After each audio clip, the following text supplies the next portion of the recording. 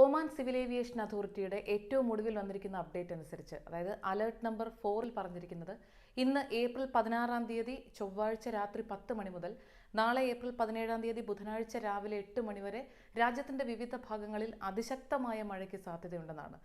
കനത്ത മഴയും കാറ്റും ഇടിമിന്നലും ആലിപ്പഴ വർഷവും പെട്ടെന്നുള്ള വെള്ളപ്പൊക്കത്തിനുമൊക്കെ സാധ്യതയുണ്ട്. അതുകൊണ്ട് രാജ്യത്തെ താമസക്കാരെല്ലാവരും ഇത്തരം സാഹചര്യങ്ങളെ നേരിടാൻ സജ്ജരായിരിക്കണം. അനാവശ്യമായി പുറത്തിറങ്ങരുത് എന്നുള്ളൊരു കാര്യം പ്രത്യേകം നിർദ്ദേശിച്ചിരിക്കുകയാണ്.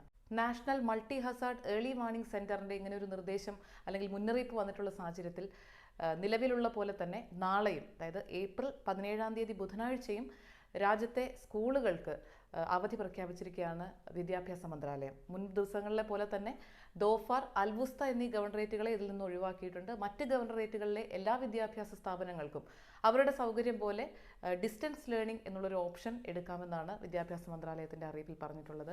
ഇനി അറിഞ്ഞിരിക്കേണ്ട മറ്റൊരു വിഷയം, ഈ പ്രതികൂലമായൊരു കാലാവസ്ഥയിൽ മുവാസലാത്ത് അവരുടെ ഇന്റർസിറ്റി ബസ് സർവീസുകളെല്ലാം താൽക്കാലികമായി നിർത്തിവച്ചിരിക്കുകയാണ്. ഇനി ഒരു അറിയിപ്പ് ഉണ്ടാകുന്നതുവരെ ഈ 16-ാം തീയതി ചൊവ്വാഴ്ച മുതൽ മുവാസലാത്തിന്റെ ഇന്റർസിറ്റി ബസ്സുകൾ സർവീസ് നടത്തുകയില്ല. ഇതുമായി ബന്ധപ്പെട്ട എന്തെങ്കിലും കാര്യങ്ങൾ അറിയണമെങ്കിൽ 1551 എന്ന നമ്പറിൽ വിളിക്കാം.